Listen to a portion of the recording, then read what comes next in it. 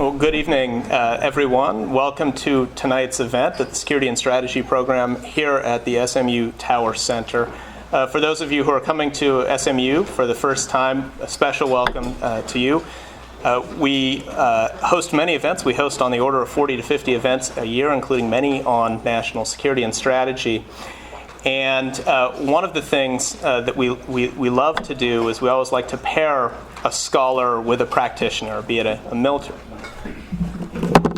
Can y'all hear me? Is that better? One of the things we like to do is pair a scholar with a practitioner, a military officer, a government official, and so forth. And tonight we were going to have Professor Austin Long next to General H.R. McMaster to talk about the Army. Now, as you've probably heard through email, General McMaster had to regretfully not show up on Sunday. He was called away, which does happen. He does send his apologies and regrets. Now, luckily, we have somebody who you'll hear more about in a second who has actually lived in both worlds, who can speak from the perspective of a scholar, but has had close contact with practitioners for a long, long time. Welcome to students, welcome to faculty members. I see some of you here. Welcome to people from the community who are interested in national security affairs. A special welcome to Penny Tower Cook. It's great to see you, Penny. And welcome to Tower Cook. Where are you, Tower? There you are. Who just graduated from Officer Candidate School for the U.S. Navy and is going to join in his grandfather's footsteps in the U.S. Navy, leaving for Virginia in a week? Yes, sir. A week. So congratulations and welcome, and thank you for your service.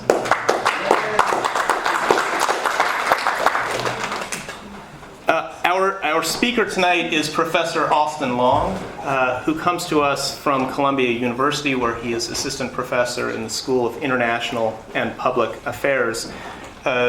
Professor Long writes broadly on national security. He is the author of The Soul of Armies, Counterinsurgency Doctrine and Military Culture in the US and UK, which is going to inform his comments tonight.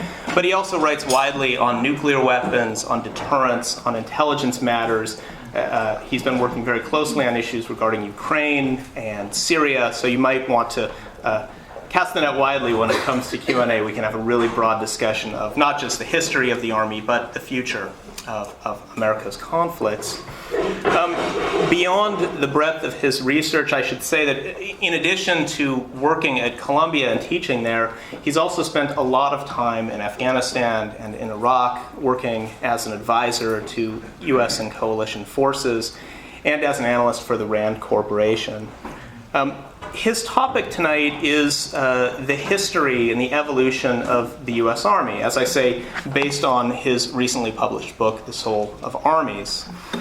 The underlying question in Professor Long's book is, why do armies fight the way they fight?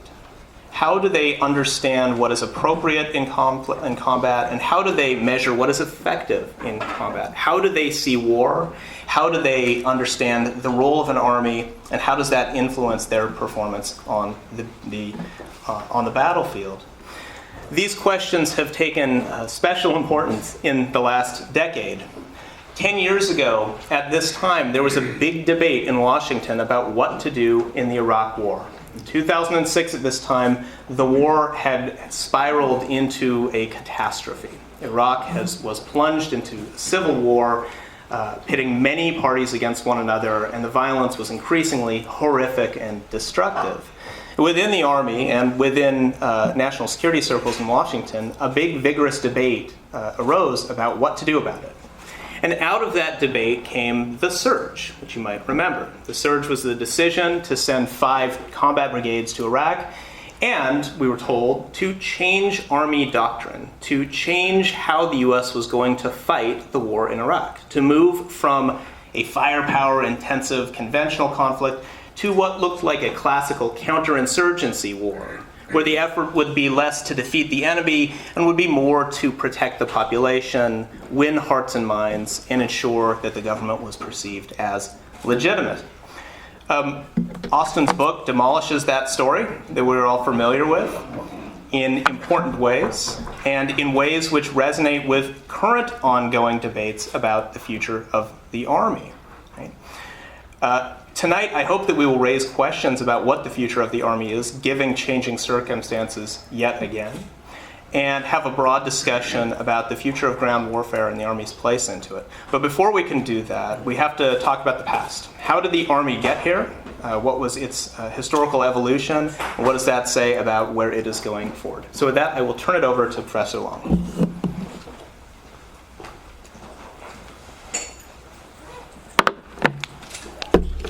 Great. Well, first, let me say thanks to Josh Rovner and the Tower Center for to the Tower Center for inviting me down here. It's a great opportunity to come to Dallas and to speak with you all tonight.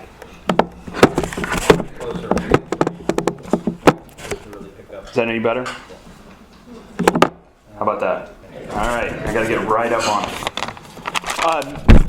it. So as Josh said, I spent a lot of time thinking about the Army, its history, and its present and its past, and its future, both from a scholarly perspective, but also a practitioner perspective. So before I start with the actual talk, looking at the history of the Army, since he's not here, I'm going to tell a couple of H.R. McMaster stories. I first met, and he's actually in the book in a few places. So the first time I met H.R. was he was a colonel.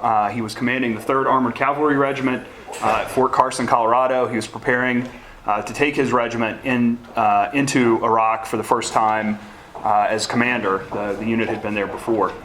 And he was doing a lot to prepare them. H.R., for those of you who don't know his background, he is a very serious warrior scholar. He has a PhD in history. He wrote his dissertation on the decision-making around the Vietnam War and sort of how the generals had failed to be honest with policymakers. So this is someone who had thought quite a lot, even before the Iraq War and the Afghanistan War, about counterinsurgency and what it meant. But he was also a serious warrior. He had already earned the Silver Star in Desert Storm for a very famous tank battle at a place called 73 Easting, where his fairly small unit of U.S. Tanks and armored fighting vehicles demolished the bulk of an Iraqi armored division. So this is someone that knew high-intensity conflict, but also had thought a lot about the theory of counterinsurgency and the practice of counterinsurgency. So it was interesting to get a chance to talk to him and see what he was doing to prepare his troopers for combat in Iraq. And it ranged from having people take combat lifesaver courses, because he knew there were going to be injuries, and he wanted to make sure they were going to be injuries and not fatalities. He was having young men take construction courses at vocational schools, because he knew they were going to have to do more than just fight. But at the same time, he was adamant that this was going to be a fight, and he had gotten into some pretty serious fights with his superiors because he wanted to bring the full armored complement of his unit to Iraq. A lot of people were saying to him, HR, you don't need tanks, this is counterinsurgency, you got to understand it's about protecting the people. And he was very serious about that, but he was also not going to take no for an answer. And that's something that I've always appreciated about HR, is when he thinks something's right, he's going to fight for it. On the other hand, he does like to fight, so the other HR story I'm going to tell is a few years later, and Josh was there for this as well, so he can tell you if I'm accurate or not. We were at a conference at the Naval War College at a place called the Hotel Viking in Newport, Rhode Island. Very old and lovely hotel. Yeah, I'm sure many people here have been there. And again, the topic was counterinsurgency, and I had given a presentation during the day, and HR was in the audience, and I could tell just by looking at him he didn't agree with me, but he didn't say anything, which is fine. But that night at dinner, he gets up and starts holding forth about how people had said certain things during the day that he didn't agree with. I'd maybe had a drink, maybe another drink. I think he'd had a couple as well. So I just stand up and I say, HR, you're calling me out, man. Let's have the discussion, right? And I think most people were really worried that the two bald guys were actually going to get in a fist fight. Because HR and I sort of the similar physical characteristics. But we didn't. And that's the other thing I appreciate about HR is we had a knockdown, drag-out verbal argument, and then we had beers afterwards. So that's another thing I appreciate about HR. So those are my HR stories. You get a little flavor for the man, even though he's not here. So I'll turn to talking about the history of the Army. I'll speak for maybe 25 minutes. sort of going over what I think are the important milestones in the evolution of the Army, its culture, and why I think that's important to understanding how the Army fights. The book also talks a lot about U.S. Marine Corps culture and British Army culture. I'm happy to talk about that if you want to talk about that in Q&A. The short story version of them is they have very different cultures. The Marine Corps is quite distinct, even though it does some of the same functions as the U.S. Army. And likewise, the British Army is also culturally quite distinct, but in ways that are very similar to the U.S. Marine Corps. So I'm happy to talk about that in Q&A. So for thinking about the Army, you have to go back to the early 19th century and think about where the United States was and what was going on there. The Army was really a small, primarily constabulary force. It did a lot of things like coastal defense, right? This is in the days when coastal defense was often done from fortifications with large guns. That was a big part of what the Army did. What it didn't do very often was fight other large land armies. We had a few incidences. We had the War of 1812, where the Army performance was decidedly mixed. Then we had the war against Mexico a few decades later. Their Army performance was much better.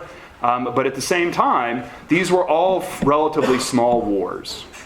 They were decided by a handful of battles in most cases.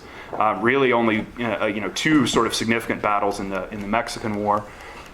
So the Army thought about itself as still a very small organization, which it was. Tens of thousands of people scattered across the vast expanse of the United States. It would be hard for it to put together a few hundred men even to practice fighting large-scale conflicts. Mostly they were in garrisons, sort of scattered from South Carolina all the way to the expanding border in the West.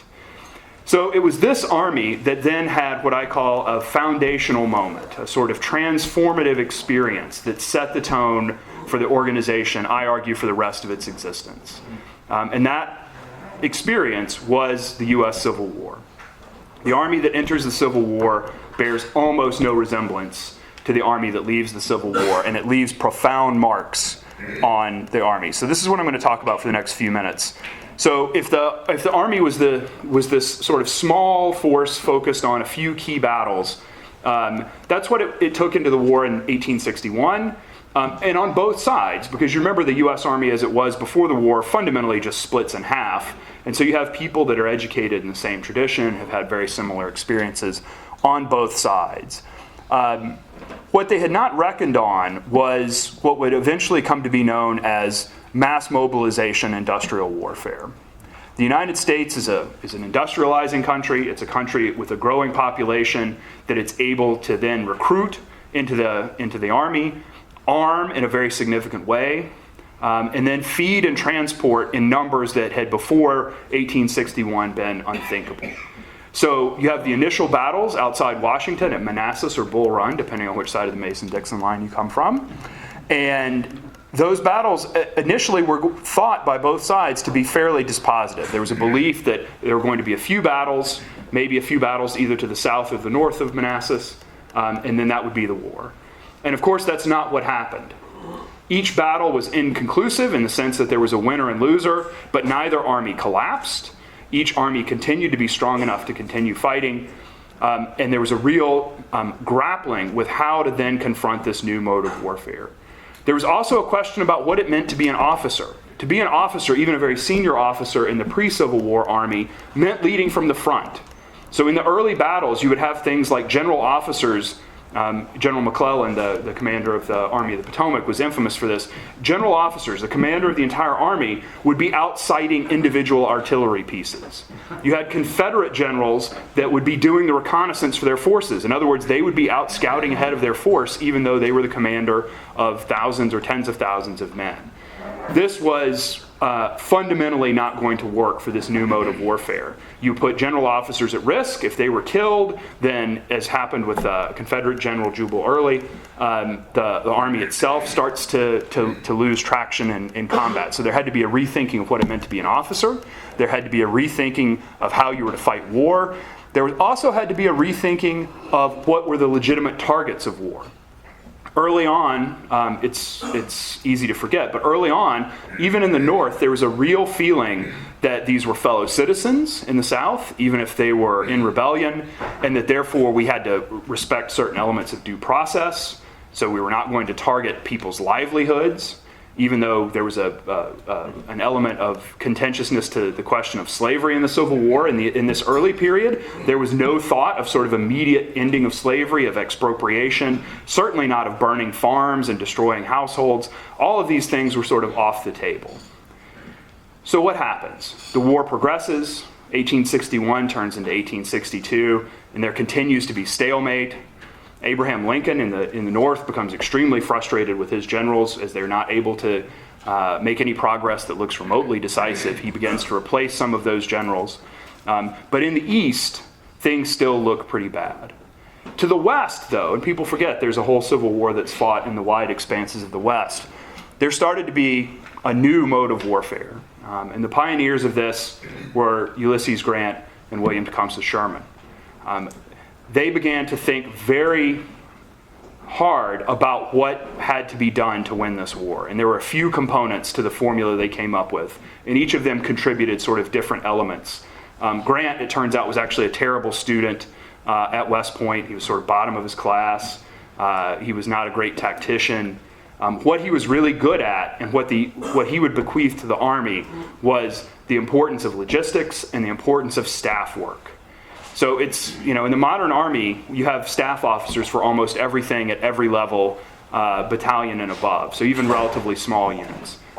In this period, you had maybe a chief of staff, so one staff officer that would then try and orchestrate everything that had to be done to support an army. This would work when you had these small forces that would only have to fight a handful of battles, but to continually orchestrate feeding men, moving men, arming men, directing huge forces, tens of thousands of men spread across hundreds of square miles, it just couldn't be done. And so he was not alone in this, but Grant was one of the best at then building a staff. So he would have an officer that was in charge of logistics and a quartermaster. He would have officers that would help him with operations, officers that he could send out to the field to be his eyes and ears rather than having to go himself. And again, these are things that in the modern context we think of as basics to soldiering. But at the time, this was a new thing.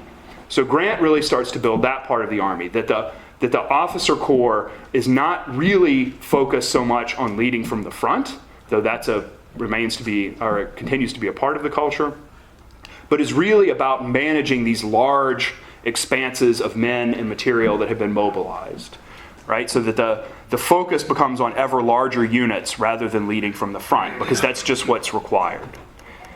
At the same time, Grant also contributes another component to the U.S. Army culture, which is a focus on the use of firepower rather than manpower. This has become a hallmark of the U.S. Army ever since, but again, at the time it was fairly new. So the idea that, there's a sort of aphorism that you'll hear in military circles that you should never send a man to do a bullet's job. And that's really the sort of lineal descendant of Grant, that you should apply firepower to the maximal extent possible to preserve manpower. Not that you're unafraid to take losses in your forces, but that this is the great advantage of the North, particularly, is the industrial advantage. So this becomes a huge component of Grant's attrition campaign. And again, Grant's not a great tactician. If you look at his record of winning battles, it's decidedly mixed to poor. But he understands, I can lose one soldier, I can lose two soldiers, as long as I'm attriting and pinning in place the forces of the South, our superior industrial capability, our superior population will win. So again, these are things that become fundamental to the Army and in some sense to the American way of war, but they're new at the time. The last bit is contributed more by Sherman, though Grant is certainly a proponent, and that is the focus on targeting the underpinnings of the Southern war machine. So not just targeting the fielded forces, but also targeting the population and the industrial and agricultural base of the South. And here, the most famous, I grew up in Georgia, so I grew up hearing about the March to the Sea. It's left scars, for over 100 years. But it's true. There's a great line in Sherman's memoirs where he arrives at Meridian, Mississippi in 1864 and reports, after 3 days, Meridian is no more. There's a real focus on dismantling every aspect that underpins the ability of the South to fight, not just the South's forces. This ultimately culminates not in a military action, but in a political action, the Emancipation Proclamation, and the decision to end slavery essentially without reparation and by executive fiat. Again, this is targeting the underpinnings of the South as much as it is rectifying a sort of historic wrong. So these are the big components that the Army sort of learns in this experience. Now, when this war is over, many armies prefer to sort of shed painful lessons, a theme I'll come back to in a couple of minutes. But that doesn't happen with the Civil War for the U.S. Army, because its commanders, and particularly General Sherman, are determined that the next time the Army faces a war such as this, it will be much better prepared than it went in. There will be no dithering as in 1861, no failure to take advantage as in 1861, but that it will be prepared for this kind of war. So everything that Sherman does in command of the Army after the Civil War, and he's a long-serving Chief of Staff of the Army, is focused on ensuring the preservation of the habits and usages of war, which is the phrase he uses. So how do we make sure we don't forget these lessons? A big part of it is to create an educational system to provide these lessons to the Army. So he founds what will eventually become the Command and General Staff College. It's originally the School of Application, right? The idea of this is how we apply the lessons of the war. So he starts to educate the next generation of officers. But the other piece is the Army continues to practice these methods of warfare only on a different target. Rather than the South, it begins to practice these in the expanding frontier against the Native Americans. It's much more difficult to bring the Native Americans to pitched battle. So the focus on destroying the industrial or agricultural underpinnings of the Native American tribes becomes paramount. So the strategy that's a modification of what happened in the Civil War is to wait till the mobile bands of Indians that are hard to track set up in a winter camp, and then target them there, knowing that will inevitably require you to target women and children, to deprive women and children of foodstuffs in the winter. So this is a deliberate tactic the Army pursues. The other is to slaughter the buffalo. This is not a sort of accident that the buffalo gets slaughtered. This is actually deliberate U.S. Army policy, both to do it itself and also to encourage private hunters to do so.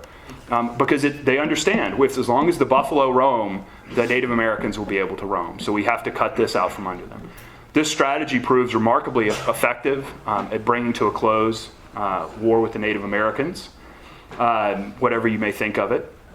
And so the combination of having an educational system that puts these lessons into place and commanders that continue to practice them in the field against Native Americans ensures these lessons become, in a sense, encoded into the DNA of the U.S. Army. All of this then carries us forward to the 20th century. And here the Army gets to practice, again, this industrial mass mobilization warfare that it's been preparing for. And another thing that the Army does after the Civil War that's important is it no longer thinks of itself as small units scattered about the country, even though that remains a lot of what it is. It thinks of itself as essentially the skeleton around which mass mobilization will take place. So at a time when there's only 25,000 men in the entire Army spread across the entire United States, it has a divisional structure on paper, so that it's almost like an instant army. Whenever there's mobilization, all of these officers that are in the regular Army will be promoted. They'll command much larger units as draftees flow into the Army. So it's ready and waiting for its opportunity, again, to have this mass mobilization experience. And that's exactly what happens in World War I. Though very late in the war, the U.S. Army gets the opportunity to start mobilizing again. It does so. It contributes significantly, though it's easy to overstate how much, to the successful conclusion of World War I, giving some of its younger officers a validation of everything they've been taught, and ensuring that this sort of cadre of officers that had a brief taste of mobilization in World War I are prepared for World War II. World War II is really the final stamp of approval on the Army's culture. It has prepared for, by the beginning of its entry into World War II, it's prepared for 75 years for this type of war. And it doesn't perform perfectly, but it performs remarkably well.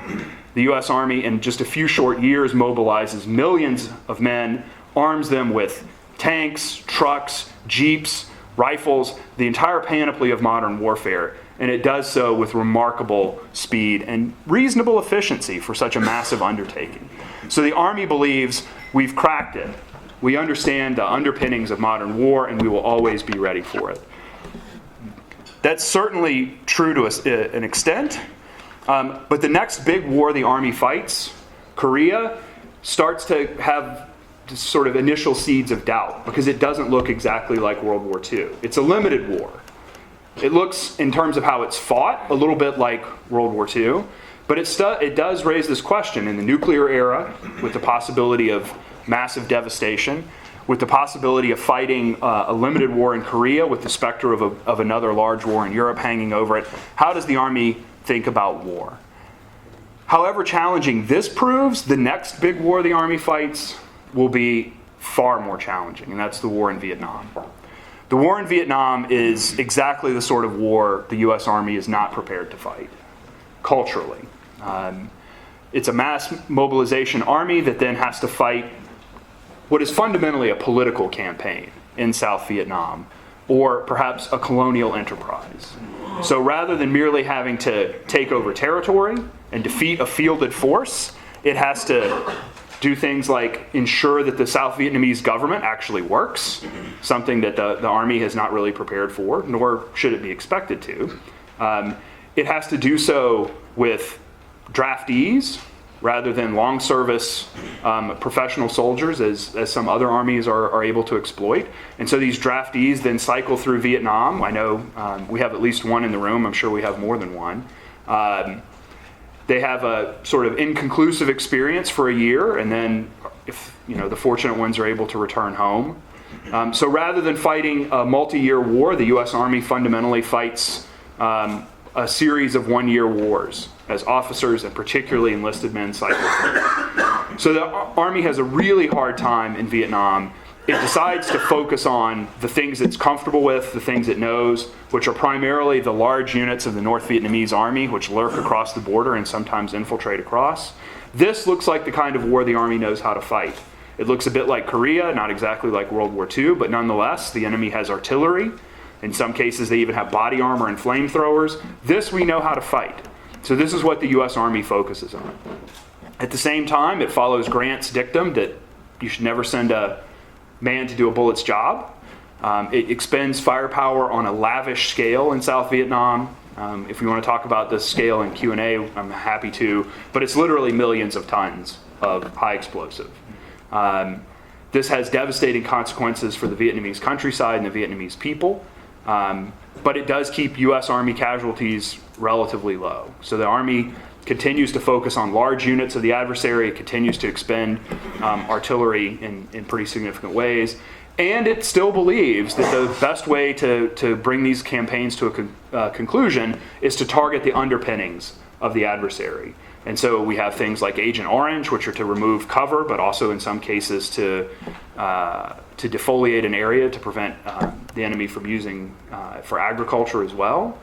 You have the wholesale destruction of large swaths of the countryside with artillery, to the point where even U.S. general officers flying over in helicopters say it looks like the surface of the moon.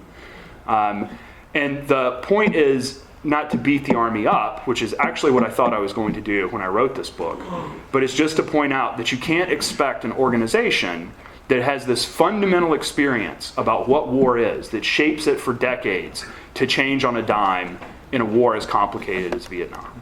So this is not to denigrate the Army, it's just to say it was not the task the Army itself believed it existed to accomplish. But the Army will always salute and try, even if it's not the right tool for the job. So the search for the big unit war by the Army in Vietnam is complemented by the rise of something radically different inside the U.S. Army, and I won't talk about it a lot in my prepared remarks, but we can talk about it maybe in Q&A. And that's the birth of U.S. Army Special Forces. Army Special Forces actually start shortly after World War II as essentially a place where veterans of the forerunner to CIA, the Office of Strategic Services, are able to go and prepare to fight their kind of unconventional warfare. Many of them are refugees from Eastern Europe. and they are essentially preparing to fight behind the enemy lines of an advancing Soviet army in Europe. They're then called upon to do something very different in Vietnam, and that's to fight this kind of unconventional warfare campaign against the Viet Cong insurgents and the North Vietnamese. Without dwelling on it, U.S. Army Special Forces culture is the exact opposite of the broader U.S. Army, and there's an enduring tension between the two. U.S. Army Special Forces, rather than focusing on divisions and brigades and these very large formations, they focus on very small 12-man teams. That's the Special Forces A-Team or ODA is sort of the essence of U.S. Army Special Forces. They don't think of themselves as the individuals that are going to lead large combat formations. They think they're going to lead these very small units. The best time in any Special Forces officer's life is when he's a captain and when he's commanding one of these units. They all start hating life when they get promoted because then they have to command larger and larger formations farther and farther away from the front lines. And they get to be pretty miserable by the time they're a colonel and actually have to go to the Pentagon for the first time. So this culture then is born within the Army and will sort of forever after be, depending on your perspective, the grain of sand that's irritating or a pearl that grows within the broader Army. But it's very different. And it becomes a very useful tool that we've seen, certainly since 9/11, become an even greater part of the U.S. toolkit for counterinsurgency and counterterrorism. So I'm happy to talk more about that in Q&A. But I want to skip forward now to talking about Iraq. After Vietnam, the U.S. Army essentially says, gosh, that was unpleasant. Let's do something different. Fortunately, it has an opportunity to do so because the menace of the Red Army, the Soviets in Europe, still continues to loom large. And they've seen this example of a smaller army that is well-armed and well-trained fight off Soviet-supported much larger armies, and that's the Israeli War of 1973, the Yom Kippur War. The U.S. Army latches on to the Soviet threat in Europe and the experience of the 73 war to say, look, you guys have thought in the Pentagon for decades that the U.S. Army has no chance to defeat the Red Army, and that's why we'll have to use nuclear weapons. We're going to tell you that if you let us rebuild after Vietnam along the lines that we've learned from the Yom Kippur War, so more advanced technology, better training, a shift to an all-volunteer force, right? So you don't have to rely on conscriptees that only fight for a year. So these are big changes for the Army, and they're very effective. But they don't fundamentally change this underlying culture with its roots in the Civil War. It's still about firepower. It's still about large units. It's still about all of these things the U.S. Army is actually quite comfortable with, even though it looks very different from the Army that it was just over 100 years ago. So this transformation is remarkable. It makes the U.S. Army from the ashes of Vietnam into the Army that is crushingly successful in Desert Storm that I mentioned earlier, with General McMaster fighting as a young officer. So the U.S. Army, as it emerges into the post-Cold War period, thinks again that it has this nut cracked. Right? We know how to fight these large ground wars. We're not going to do that counterinsurgency stuff again because the Cold War is over. We'll have to do some peacekeeping in the Balkans and things like that. But fundamentally, we know what we're doing. And as someone who was studying counterinsurgency in the 1990s, I can tell you that when I told people that's what I was interested in, it was more or less like I said I was studying Greek hoplite warfare or Roman centurions. It's like that's an interesting sort of historical footnote, but we're never doing that again. So that's all it is sort of a footnote. Well, as everybody knows, within a few years, the United States is involved in counterinsurgency in not one but two countries. We can talk about Afghanistan in Q&A. I'll restrict my remarks to Iraq and then conclude. So the U.S. Army, again, smashing success in the sort of conventional portion of the invasion of Iraq. A very small, relatively speaking, U.S. ground force is able to rapidly march from the south all the way to Baghdad, sort of smashing aside Iraqi resistance, which has at any rate been attenuated by more than a decade of sanctions. So that conventional portion of the war, many, though perhaps not all of you remember, culminates with a mission accomplished banner behind President Bush. And for all intents and purposes, it looks like we had accomplished the mission. Certainly we'd accomplished the mission of destroying Saddam Hussein's Ba'athist regime. But the question was, what comes next? And the Army was as ill prepared for counterinsurgency in 2003 as it was in 1965. Even though it was a much better Army in many ways, certainly much better equipped, much better trained, but its culture remained one that was focused on finding the big units, applying firepower to them, and destroying the underpinnings of war. And so I'll talk about a couple of, I think, exemplary units. And as Josh mentioned, I'm a skeptic of the idea that there was a radical change in how the U.S. Army fought in 2007. So I'll highlight two different units, both infantry divisions. 4th Infantry Division, commanded by future Chief of Staff of the Army, Ray Odierno. It was not able to participate in the sort of initial part of the war in 2003. It was supposed to come in, have somebody who's intimately familiar with some of these negotiations in the audience. It was supposed to come in through Turkey and open sort of a northern front. It was not able to do so, but it does get deployed into Iraq subsequently. And General Odierno's policies are completely consonant with everything I've been telling you about the culture of the U.S. Army. Fundamentally, he believes that the goal of the U.S. Army is to destroy any of the remaining resistance, whether it be Ba'athist or jihadist. Remember the term used at this time are dead enders, right? There are a lot of dead enders sort of floating around. And so Odierno, just to highlight one thing is he has a policy that his men are not going to take mortar fire or rocket fire. Anytime that there's going to be incoming fire, he wants what's called counter battery fire. We're going to shoot back and suppress that. In warfare, this is fairly normal. It's understandable. The problem is, if the adversary is firing from next to a farmhouse full of civilians, you can very rapidly cause unintended so-called collateral damage or civilian casualties.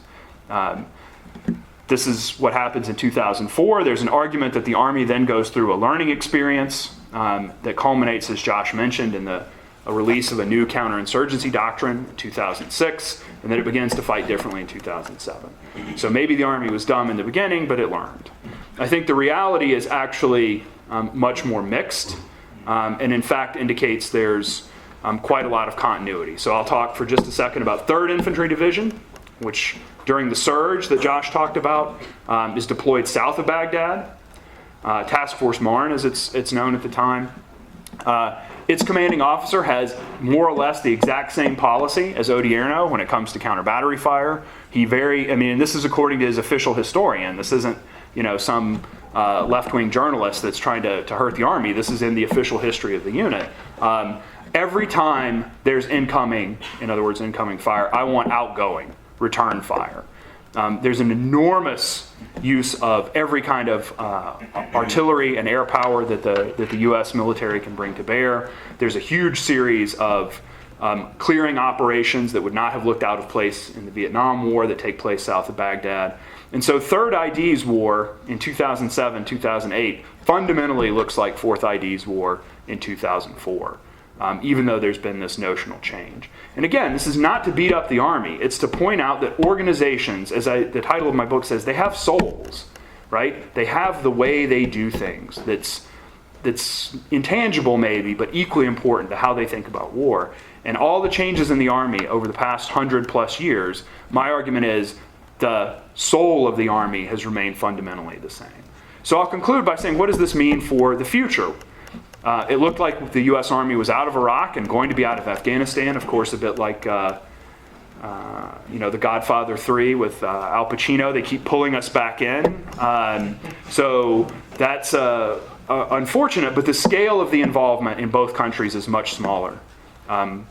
Rough total about 20,000 troops in both Afghanistan and Iraq now, as compared to more than 100,000 at its peak in either country.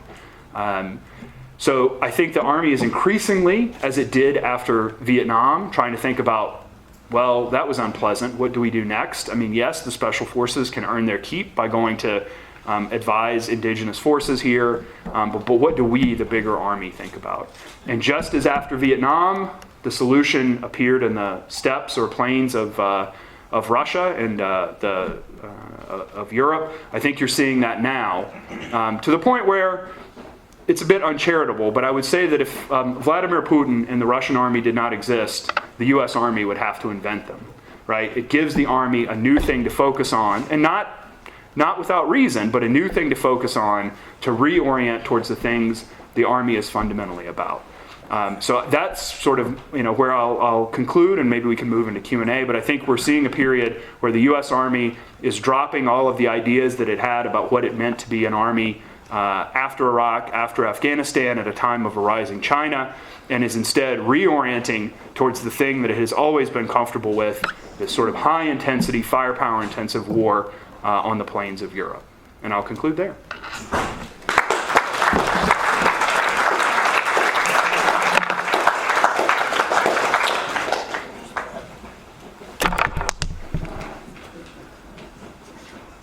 So, this is a terrific book and a marvelous argument. And I have to say that I saw this book in its infancy many, many, many years ago, and I was completely skeptical. I thought, So was my dissertation advisor. A book about culture.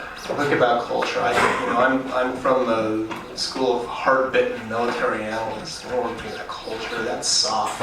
And we talk about material sources of power and strength. And here's this large, intimidating, bald person telling me about culture and defending it. And convinced me. You read the book over time, and I'm convinced. I think it's yours. Yeah. So it really is a compelling story. It's a story about how the Army's organizational culture is incredibly resilient over a century and a half, right? The same Army which is going on railroads and firing very old rifles, right, in the Civil War, in a sense, is fighting in Iraq today and Afghanistan with all of the trappings of modern technology and everything that comes along with it. And yet that soul is still there, and it affects how the Army thinks about what is appropriate and what is effective in combat. That's a remarkable story.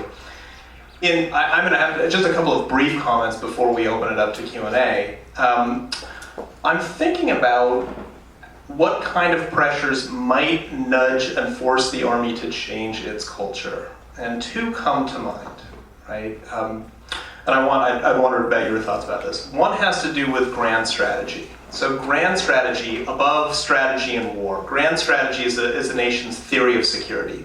How do you stay safe? Right? And grand strategy is a complicated thing, but it rests on theories of world politics, what are the causes of war and peace. It also rests on assumptions about the nature of threats to national security. Like, do we consider terrorism to be a core existential threat, or as a nuisance? Right? Do we view great powers to be a core threat to national security, or as an anachronism, as something from the past? Right? Answers to grand strategy might tell you whether or not the Army will be under pressure to change its organizational view.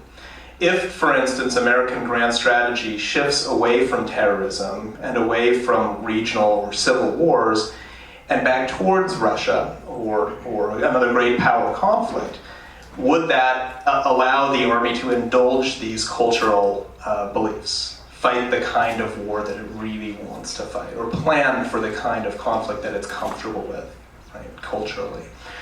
On the other hand, suppose that the next administration, or the one that follows, really sticks with terrorism, decides that Russia is not a big deal, that Putin's just sort of a nut, and they're not a big threat, and that terrorism is the long-term threat, and that the United States must remain in the business of putting down small insurgencies and civil wars and so forth.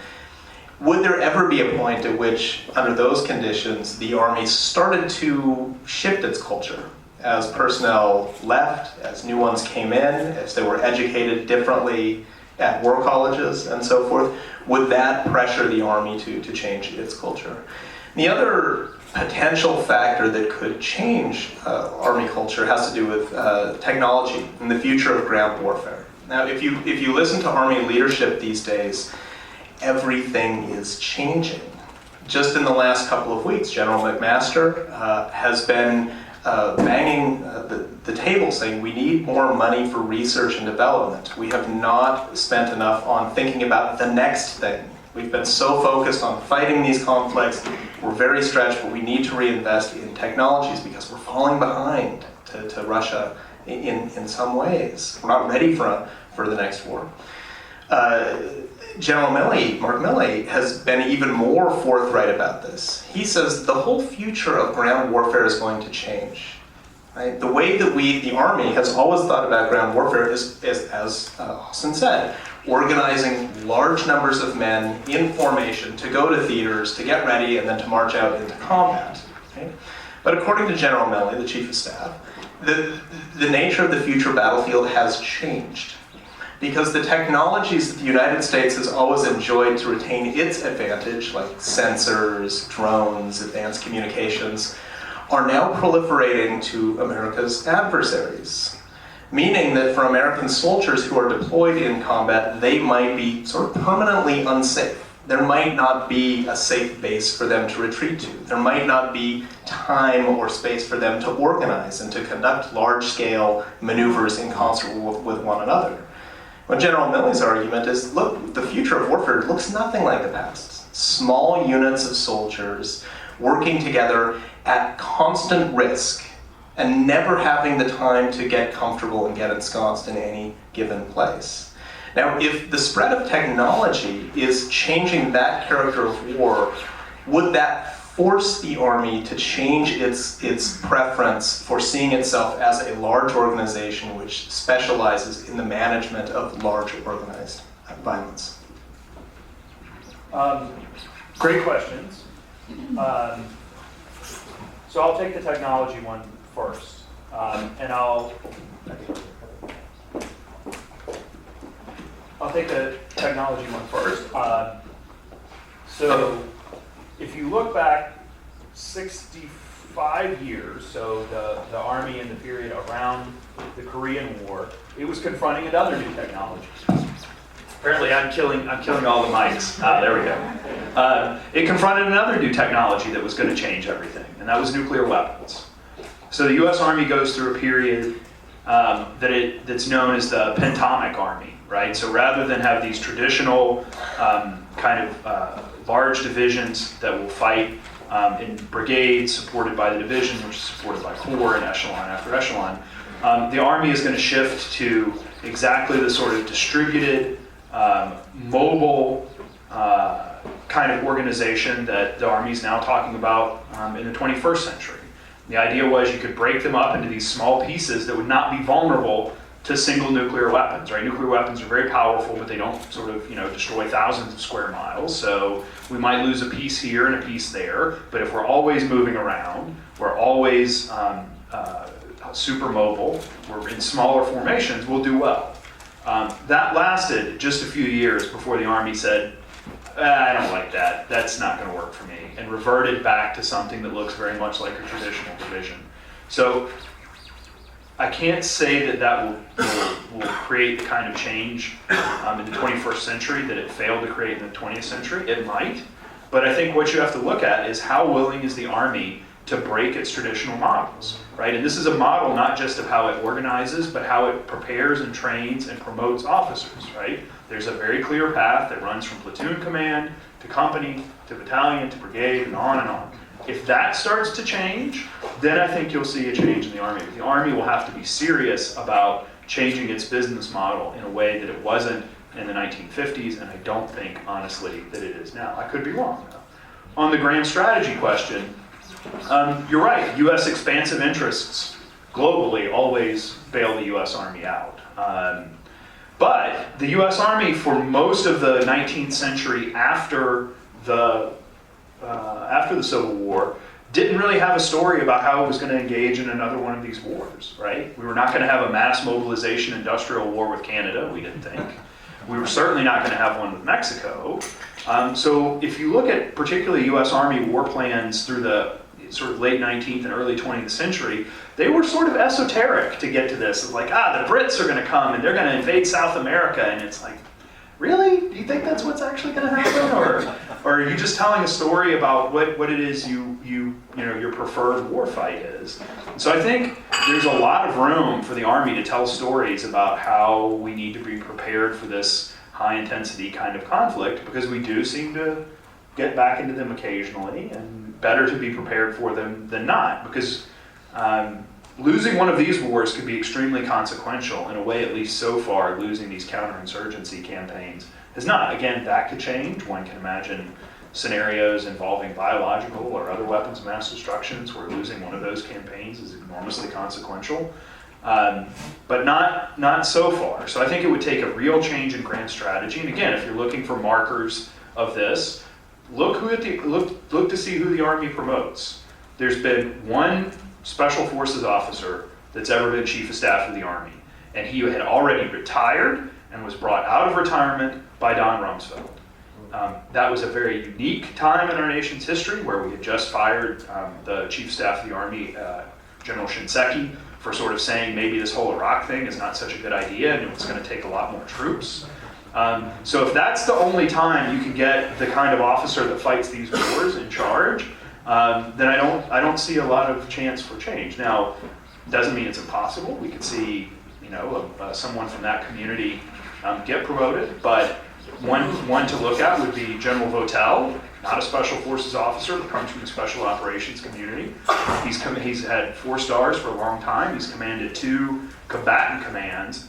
I don't think he's going to get to be Chief of Staff of the Army, unless, again, something unusual in the same way as what happened with Don Rumsfeld and General Schumacher after General Shinseki happens. I think General Votel will retire out of Central Command, whereas General Milley, great officer, Columbia graduate of my school's International Affairs program, but a very sort of typical promotion path and everything for an officer. So unless you see the signs that's starting to change, I don't see the Army changing, even if U.S. grand strategy changes, unless it changes radically to one of restraint, where we're like, you know what, we're just getting out of the fighting other people's wars business.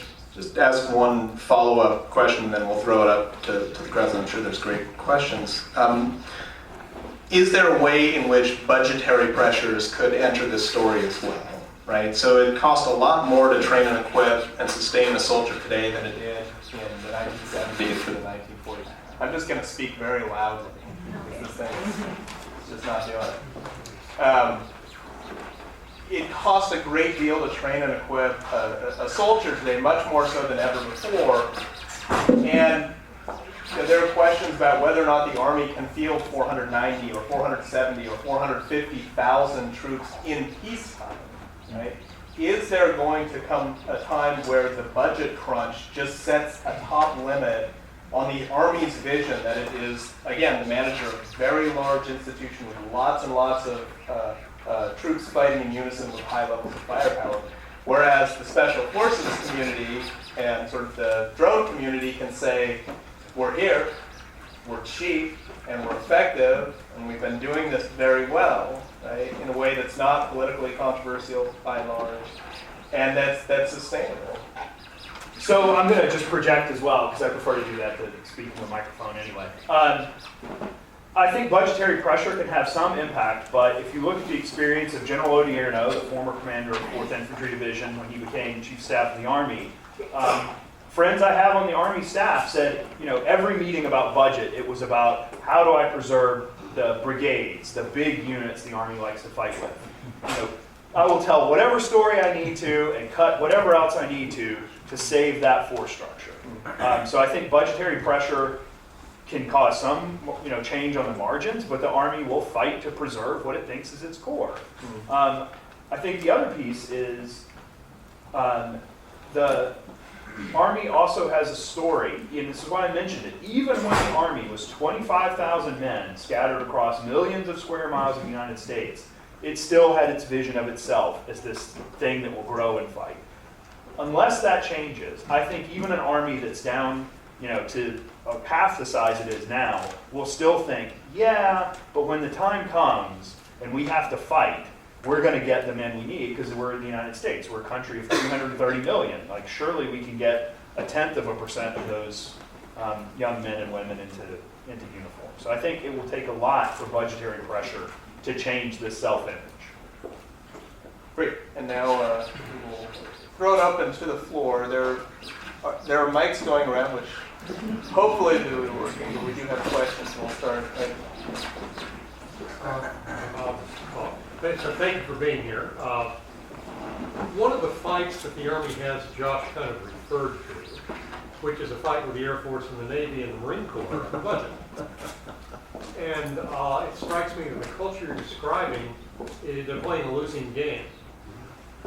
But they do have to be ready to fight in North Korea. And they do have to be ready to fight in Ukraine, if that ever came to that, and maybe in the Baltics.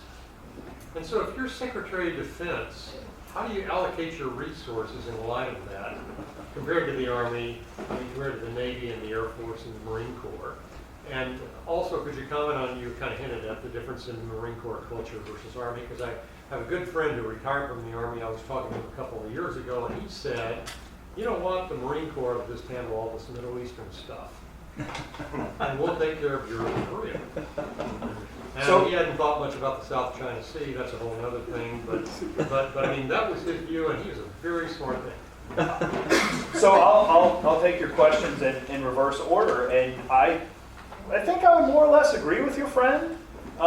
So the Marine Corps culture, just to give a quick spiel on that, comes out of a radically different experience than the U.S. Army. We're a weird country in that we functionally have two armies, right? Most people can only afford one. We're a big, rich country. We have two, and they look very different. And that's part of why we've sort of kept both of them around. It's not just because Congress loves the Marine Corps, though it does. It's because we need two land-fighting organizations that do different things. So the Army focuses on the big war, but in the 19th century, the U.S. sort of has expanding overseas involvements. We have something called the Banana Wars in Central America and the Caribbean. We also fight these like sort of small, far-flung engagements in China people forget about. We had an engagement in China. So we can't use a mass mobilization force for this so readily, right? You need a declaration of war and you get Congress involved. It's better if we have something we can just sort of use much more in a more discretionary fashion for foreign policy ends. And that ends up being the Marine Corps. The Marine Corps, fights these banana wars, and it becomes a very different organization. So it's not a conscript organization for most of its history, right? Except World War II and Vietnam, Marines have always been an all-volunteer force, unlike the Army. So they're able to focus a lot more on small units. So I mentioned this divisional thing. So the Army, when it's 25,000, still thinks of itself as an organization of big combat division. The Marine Corps doesn't even start putting together a division until the eve of World War II, when it's already many times larger than the Army. It just thinks of itself as an organization about small units of all volunteer, few good men that are going to be engaged in a different kind of war. It's going to be war that's often fought alongside indigenous allies. So a lot of what the Marine Corps does in the Caribbean is build constabularies out of sort of locals. It's going to be fought alongside other services. So the U.S. Army in the Civil War sort of fights it alone. The Marines always know they're going to fight with the Navy. They get very accustomed to fighting with other people's armies in places like China. They know there's going to be civilians they have to deal with, State Department, and then later Central Intelligence Agency. So they just end up with a very different view of what being an officer is and what the game of warfare is about. So the Marines have a very different culture. And to your point, if you want to fight a big war and you're the United States, even the Marine Corps won't tell you a story about how they're going to do it, right? They might tell you a story about how they can do it for 30 days, and it's really maybe 15 days. But after that, they need the Army to do the logistics, if nothing else. So even the Marine Corps won't tell you that story. So you should choose for a big war, your North Korea, your defense of NATO. You gotta call on the U.S. Army. But for these sort of interminable conflicts that involve fighting with locals and there's going to be the State Department and there's going to be other people's armies and it's going to be a real mess. That's the Marine Corps stock and trade for 150 years roughly. So I would agree that that's probably true, and you can send in Army Special Forces, which is sort of a somewhat similar culture.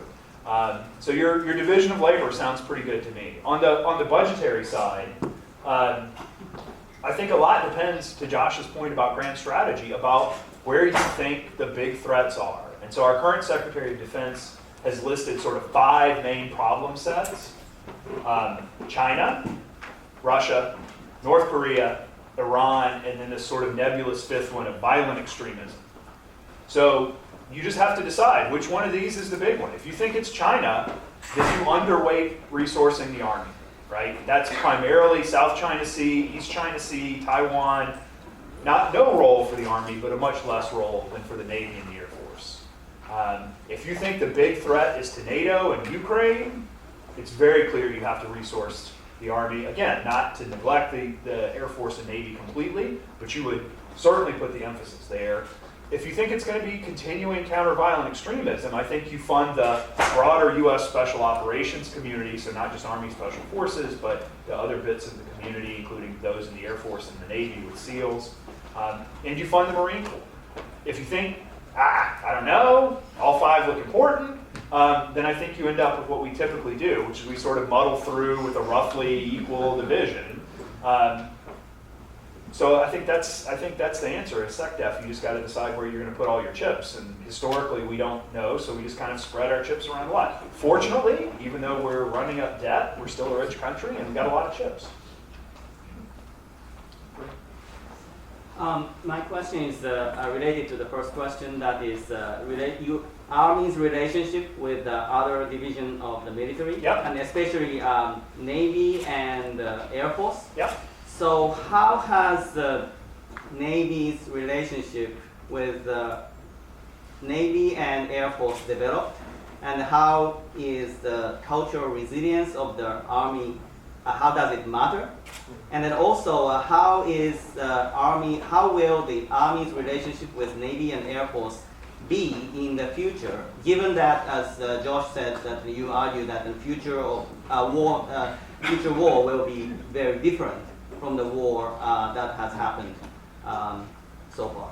So as I said, the Army, U.S. Army, has historically not had to rely very much on the other services, except in as much as if we're going to go fight in Europe, you got to get on a boat to go to Europe, right? That's the preferred extent of the Army's engagement with other services, unless you're already there, right? The Air Force is different, right? The Air Force is the I don't know if you want to say child, but certainly the thing that split off from the Army. And so there's a lot of cultural similarity, but a lot of difference. The big difference between Navy culture and Air Force culture and the U.S. Army culture is they're technological, capital-intensive organizations, much more so even than the Army is, right? So the Army needs a certain number of soldiers to fight and hold terrain, whereas the Air Force, I mean, it's one platform, but it's supported by lots of people. So rather than having, multiple people deployed out across time and space, it's really about the support structure for a certain set of very expensive but very effective platforms. So you need lots of people, but they're doing different things. And the Navy is the same way, except those lots of people are actually operating the whole system, right? So you might have a crew of 1 to maybe 15 on an aircraft, depending on what aircraft you're talking about, but you're going to have a crew of well more than 20 if you're talking about an aircraft carrier, thousands, right, that are just operating the system. So again, it's a different model of how you manage personnel and what being an officer is, right? So you may command roughly equivalent number of troops if you're a Navy captain or an Army colonel, right? It's equivalent ranks. But they're going to be doing very different things, right? The captain is more or less going to command people crewing a ship. So very different cultures in some ways, but the Air Force has a lot of the Army culture left in it, particularly in terms of the application of firepower, right? From the strategic bombing of World War II to strategic air command to now the precision revolution. This is what the Air Force does. It applies firepower. It does other things as well, but that's the sort of thing that drives the organization, is aircraft that apply firepower in one way or another. So the relationship has evolved. Certainly the Goldwater-Nichols Act, the Defense Reform Act from the 1980s, has pushed all of the services closer together. Because now in order to get promoted above a certain level, you have to have done what's called a joint tour, right? Which requires you to interact with other services in a way that you maybe didn't have to. So I think there's not more commonality across cultures, but at least some better understanding of, when the Navy says decks, they actually mean floors to everybody else, right? So there's some sort of starting to come to understanding. But there's still big gaps, and there's big gaps in what their vision of war is going to be, right? So for the Navy, it's clear where the big war is going to be. If there's going to be one, it's going to be with China. Whereas the Army has minimal role in that conflict. Not no role, but much less. And the reverse is true in Europe, right? So they just have very different visions of what their preferred future war is and how to deal with it. And they may both be right. There may be some non-trivial possibility of war in both cases, in which case we're back to shuffling around the chips. In terms of the future of war, I mean, this is always a $64,000 question, and I think it's why organizations default to what they know. The future is always murky and uncertain, and so better to stick with what you know has worked in the past, that's sort of in your bones, even though you know the future will be different. It's just sort of how you sort out the murkiness, right? So you look at how the different services are focusing on this new technology. I mean, the Army still thinks a lot about the application of firepower, so it worries a lot about what the Russians have done with electronic warfare and artillery, right? Whereas the Air Force worries a lot about Russian surface-to-air missiles and things like that. So I think even when you're thinking about the future of warfare, your culture sort of orients you to what bits you care about. Thanks for your remarks. Very helpful. I'm a prisoner of my own experience. I spent 13 years consulting to the Army, from the Secretariat down to Native Soldier Center. Worked a lot with technology for dismounted soldiers. And so let me string together a series of propositions and then ask you a question. Excellent. So if, as a part of grand strategy, holding territory matters, then boots on the ground matter. So you need an army. Yep.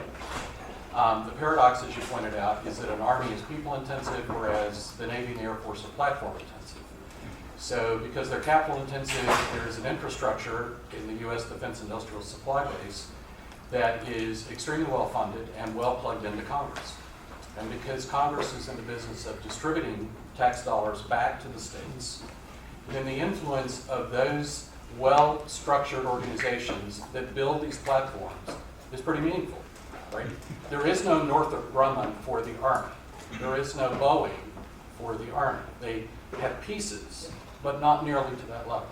Now, to General Milley's point about electronics, a problem the Army faces in holding territory in the 21st century is maintaining computing and communications. 1/3 of the soldiers' load today is batteries. So power efficiency matters. The innovation center for portable electronics is Cupertino and West. Okay? 3 billion transistors in my hand right here. This is more efficient than anything the Army soldier has today. So now let's go forward 10 months, and if the House Appropriations Committee works, and if the Senate Appropriations Committee works, and someone is saying, we need more dollars for R&D, where are they going to put it? Because if you finance, it's easy to say, I want more aircraft carriers, submarines, tanks, etc. How do you say, I want this times 500,000 in the hands of my soldiers? Help me with that. So I don't have a great answer for you, but the broader Defense Department is sensitive to this. So you have the DIUX, which is out in Silicon Valley to try and do exactly what you're talking about. The intelligence community as well is trying to reach out to this with venture capital. So exactly, In-Q-Tel. So I think the department is waking up to the phenomena you're talking about. And I will say I don't think it's just Army. I think you're right in terms of kit you have to carry around rather than kit that's in your vehicle. It's more pressing for the Army. But I think it's for everybody. It's going to be a real challenge, not just in terms of acquisition. I agree 100% with you it's going to be an acquisition challenge. The other challenge, particularly for those that are going to have to maintain and operate these systems, is how do you get people to join the military, we have a lot of young people in the audience. How do you get them to join the military if they have these skills when the private sector is going to pay them at a minimum an order of magnitude more money, right? So I think it's not just that. It's a personnel and an acquisition challenge to sort of adjust to these realities. Again, don't have a good answer. I think part of it is going to be, incentives to some extent. I think we have to relook at how we bring people in. So the core of the U.S. Army promotion system, military in general, is this enter at the bottom, up or out model. And there's a lot of talk in the Department of Defense now, does that have to change at least for certain career fields? So it's already different for medical professionals. You can come in at a higher rank and you just sort of know you're never going to be the Chief Staff of the Army, but that's okay. Do we have to change that for these career fields to get young people in that have these particular skills, and maybe they're not going to serve for 20 years, but they'll serve their country for 6 in a sort of limited career field way. So I think that's something we'll have to grapple with, and we've had to grapple with it before in different ways. So there was a big internal fight within the Navy when it started moving from sail to sea, because you had these new engineers that you needed, but you didn't want them actually running the Navy, right? They didn't know how to sail and fight. So they created a limited service line for engineers and things like that. So I think there's precedent, but I agree with you 100%, both on acquisition and personnel side, it's going to be a challenge. The good news for the Army, to your point about there's no advocates, is I think at least in the current secretary and deputy secretary, and hopefully their likely successors, there's a recognition that this isn't just a problem for the Army, it's a problem for everybody in uniform, and then we need to take it on at that level rather than at the service level. But as you say, there's a lot of congressional politics that goes into this as well that can throw a monkey wrench into it. We hear a lot about cyber warfare today, and this last week, I think the United States was hit very badly. One of the big units, what you want to call it, but a lot of important companies were knocked off the internet for a number of hours. That affected civilian people and companies. How will a projected attack, cyber attack, affect the military, specifically, let's say, the Army? It's a great question. A lot depends on how sophisticated the attack is and what kind of conflict we're involved in. So the U.S. military is subject to cyber attack multiple times a day, every day. Some are more successful than others, but in general, they are unfortunate but not crippling. There's a worry, though, that as we rely more and more on these kind of systems, that such an attack, if it were very effective in crisis, could be crippling, right? So the United States military's big advantage, Josh talked to these days, is in its computing and communications, right? Sensors that are connected to weapons platforms that are able to strike targets that are very far away with high precision. All of that runs on computers and the connections between them. Should there be an attack that's able to knock those systems offline, it could potentially be devastating to U.S. military effectiveness. Now, the good news is the U.S. military is aware of this, and it's starting to try to prepare for an environment where not just cyberspace is at risk, but space, that the physical domain is at risk. And so one example is, many of you that were in the Army even 20 years ago, you learned to march and you learned to count steps, and maybe you had beads to help you. Exactly, you knew how to use a compass, right? So if you just had compass and counting steps, you could do land navigation. Land navigation is a core infantry skill, core skill for anybody.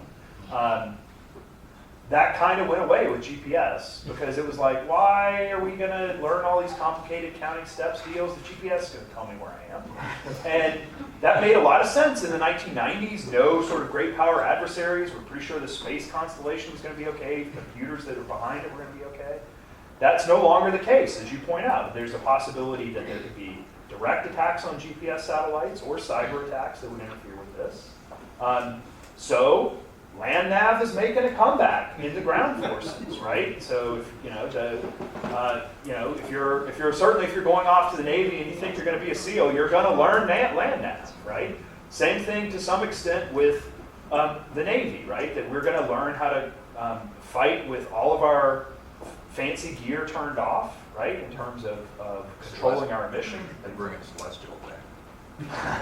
Yeah, it's true, right? The old sextant and celestial nav, because it may be necessary. So the point is, there's preparation for it. It would be really problematic right now because everything about the military runs on computers. And to your point about civilian infrastructure, we don't think about it, but a lot of it is fundamentally civilian, right? So a lot of the logistics of the military, and particularly if you're going to move lots of men and material around, it relies on the mobilization of civilian assets. And so if we're able to knock the military's ability to communicate effectively with the civilian world, in other words, military systems are even fine, but it's cut off from civilians, that would be a significant hamper to the military's ability to operate. So let me follow up with a question. Since you've raised the issue of cyber, and we've talked a lot about Russia, Russia is probably the most capable non-U.S. country doing cyber, in my estimate. Russia's been doing it for a long time. They're very sophisticated at it, and they're dedicated to it. And this is one reason, among others, that Army leaders are sounding the alarm about Russian capabilities. So Russia is great at cyber. We might be vulnerable because we are so dependent on our computing systems, our Army is. Army leaders are also talking about Russian advances in artillery, Russian advances in sort of, the phrase we hear now is that the U.S. is outranged and outgunned in a possible Russia scenario. This all sounds like bad news. If I'm thinking about a U.S.-Russia conflict over the Baltics or something else, on the other hand, that kind of conflict would be right in the Army's cultural wheelhouse, right? So I guess what is your assessment of if there were a U.S.-Russia conflict in the next 5 years, would this be a situation in which the Army is well suited to respond because it's right in its wheelhouse, it's what it loves to plan for and think about, or would the Army be at grave peril because of Russia's advances in cyber and artillery? I think it would be somewhere in between the sort of like grave peril and the, yes, this is the fight we've been waiting for. Because I think that would, in some sense, be the reaction. This is the fight we've been waiting for, but there is not as much preparation. So the analogy I made about the reformation of the Army after Vietnam, by 1990, it was really prepared to fight, as we saw in Desert Storm. 1980, not so much. And so I think we're at a 1980, maybe even 85 moment. The Army's in pretty good shape, but it's not as prepared as maybe it could be. I think ultimately the U.S. and its NATO allies would prevail in a war with Russia. I mean, the numbers alone on the side of NATO, assuming NATO holds together, I think argue for that victory. But what will be very different, and what I think we are completely unaccustomed to in this country, are the scale of losses that would potentially happen and potentially happen quite quickly. So in the 15 plus years we've been fighting in Afghanistan, in the period we were fighting in Iraq, the United States never lost an entire platoon to being overrun or smashed by the enemy. We came close a few times. We were able to sort of fight out of it. It's a real possibility with the capabilities the Russians have that we could have an entire battalion, so platoons, a couple dozen, a battalion's a few hundred. You could have an entire battalion of U.S. soldiers knocked out of action in about 2 minutes from an artillery barrage. The Russians have spent a lot on this. And I don't think we as a country, and I'm not even sure we as a military, are prepared for that, just because it hasn't happened in living memory. I don't think anybody can remember the scale of losses that quickly. Certainly we experienced them in World War II. Certainly we experienced them in Vietnam. But even Vietnam, it was pretty rare, right? Even the big battles, places like Khe Sanh, it wasn't that quick. I mean, it was sort of grinding. So you probably have to go back to World War II or maybe Korea for that sort of speed of loss. So I think that's going to be something we have to be psychologically prepared for, even though we might be able to physically prevail.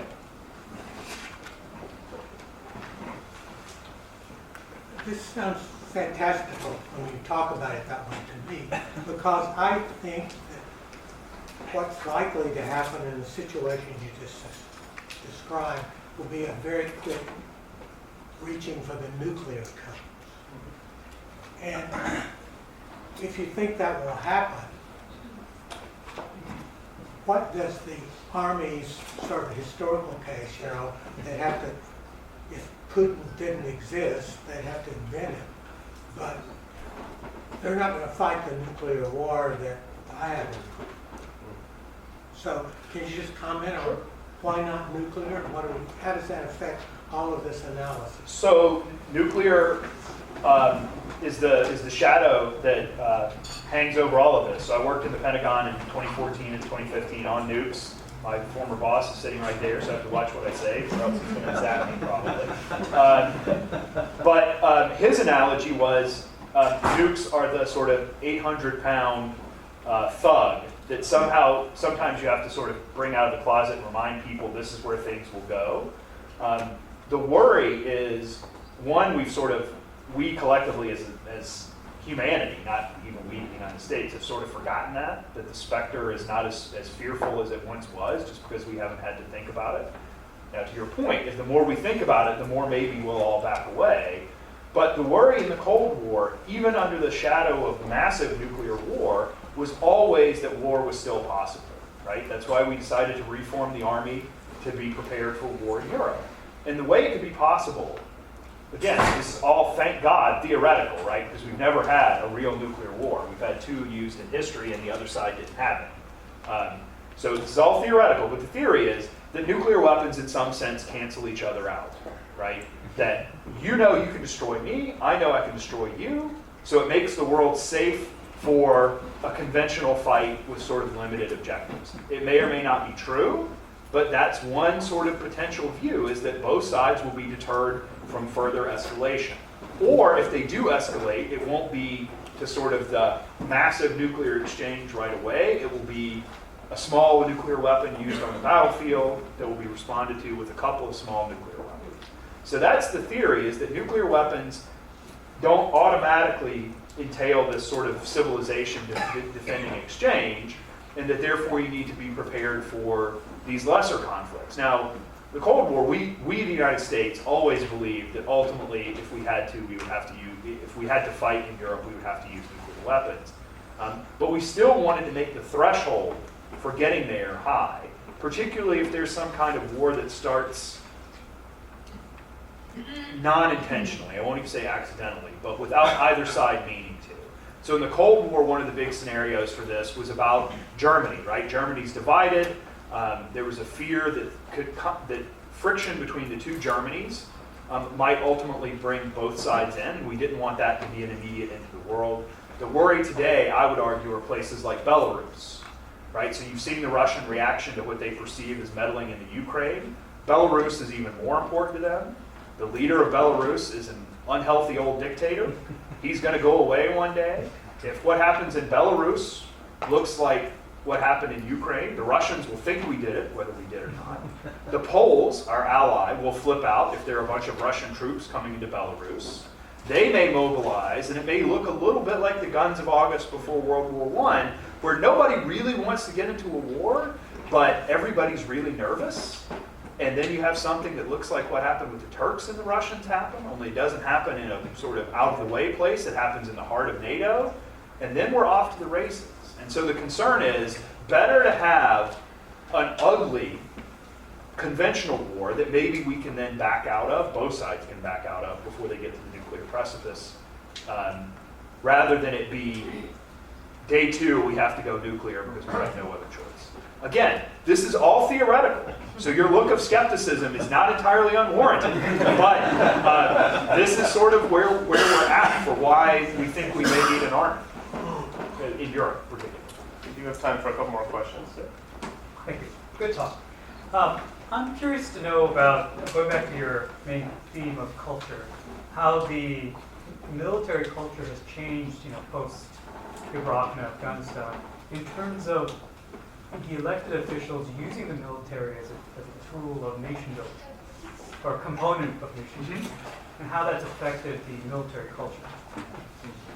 So, I mean, the short answer is the less the military, certainly the U.S. Army does of that, the better it feels.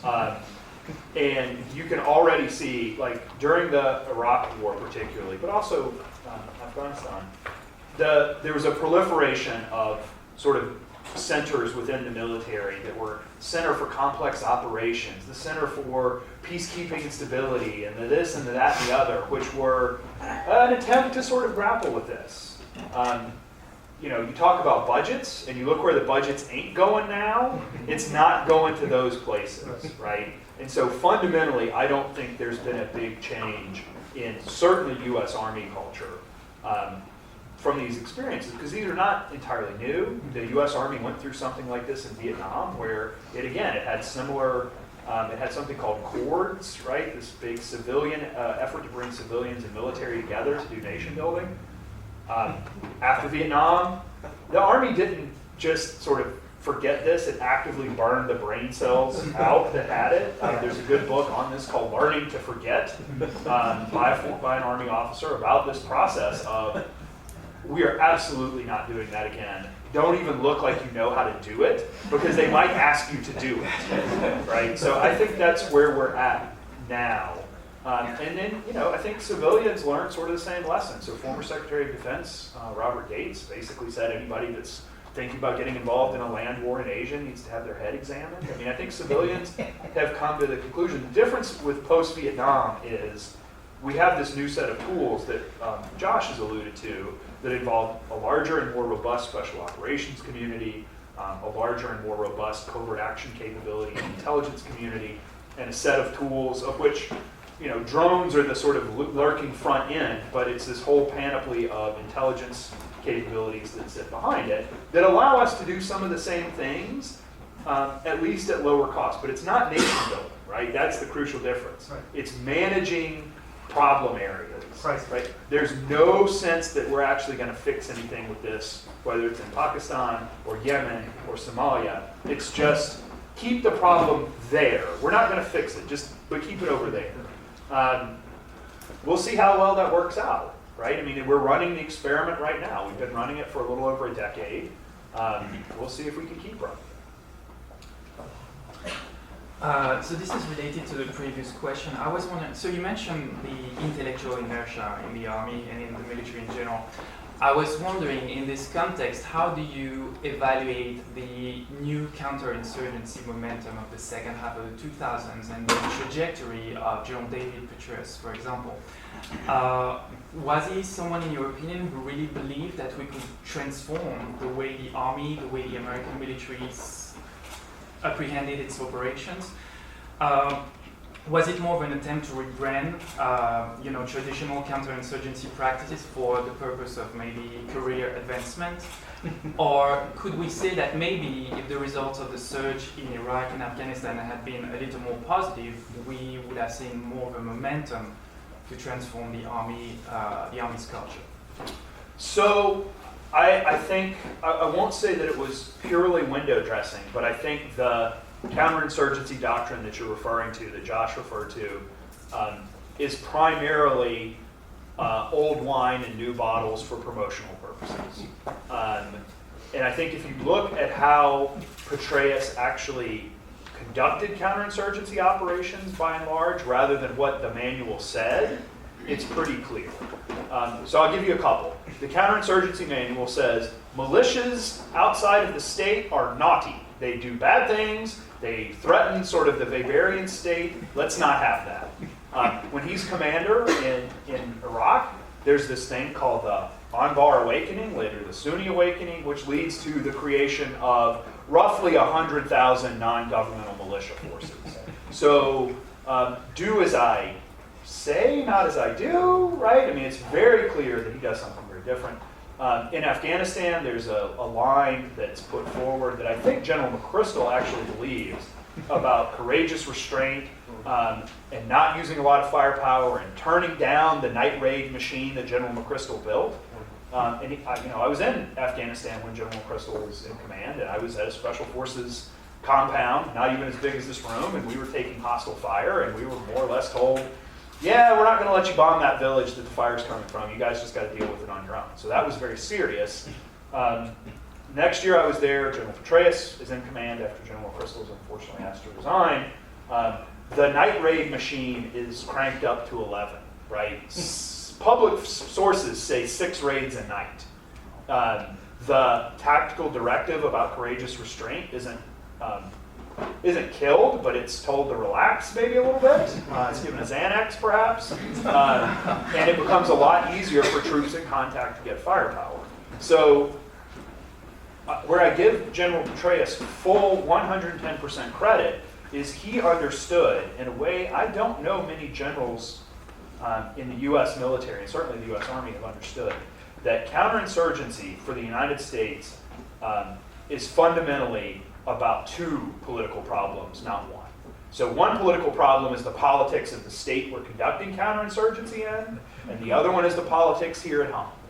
And General Petraeus was going to do whatever it took to secure victory, even if it meant managing 2 sets of politics through operations and engagement, right? And I don't know if he would admit this publicly, but I'm pretty convinced, having observed various moments of his career, that he understood this is what he had to do, right? And so you had to ensure that the American people would continue to support what we were doing in Iraq long enough for the operations he was conducting, whether they accorded with the field manual or not, were able to bring stability. Now, if that makes you a little discomfited that we have a 4-star officer thinking about managing U.S. domestic politics, I mean, we've seen other countries that were engaged in this kind of campaign where you have the potential for coup hanging in the background. And I don't think we're within 1,000 miles of that in the United States. But just if it makes you a little uncomfortable, I think it should, because it is a potential problem, even though, like I say, I think he understood this better than me. Last question, sir. Has there ever been a time in history when somebody had an army that, as the result of some form of victory, failed to take spoils of war? In other words, it appears to me that we have an army now that's more like a police academy, solving other people's problems, but we keep disengaging. Germany and Japan were rebuilt, and since then I don't know of any place where we've appropriated territory, and yet it seems to me that that's fundamentally part of the purpose of military action, is to acquire resource, whether it's land or natural or human capital, but it seems that we keep fighting wars and coming home, and we're spending 4% of GDP to do it. It's certainly true we come home, but I think the U.S., outside of what it's now its own territory, has not been a big appropriator. Our big driver for fighting is we're worried people are going to come take our stuff, which we have plenty of, rather than we're going to go take their stuff. I mean, so the idea is keep it there. The idea for the United States for at least 100 years, really more, has been we're the city on a hill. Manifest destiny has been wrought. We extend from sea to shining sea. Now, how do we keep other people in that terrible old world from coming over here and messing it up? And that's led to different policies over time. For a long time, it was about no entangling alliances because we didn't want to get pulled into their wars. Later, it became, to exactly your point, let's manage their wars over there. So let's build alliances that will be the bulwark against a country becoming so big it can actually cross the oceans and come fight us. Now, it's maybe sometimes a little less clear what some of the purposes of these alliances are. But that's been the U.S. theory, is not we need to take other people's stuff. It's how do we ensure our own security. I'll quote somebody referring to Russia. Why would I want to come take Russia again? It's full of Russians, right? So I think that's typically been a very American attitude. If we don't want your stuff, just keep your problems somewhere on the other side of the Atlantic and Pacific. Thank you for that. Before we break, and unfortunately we are at the end of our time tonight, but I do want to let you know that in 2 weeks we're having another event on national security, which might be of interest. Colin Kahl, Dr. Colin Kahl is the National Security Advisor for Joe Biden. We'll be giving a talk on U.S. foreign policy in the Middle East. Among other things, Dr. Call was one of the point people in the administration on the Iran nuclear deal. So it should be a really interesting event. There is still space available, though it is filling up fast. So please check out our website if you're not on our mailing list already. We do hope to see you there. And with that, it just leaves me to thank our speaker, Austin Long, for his marvelous presentation. And thank you all.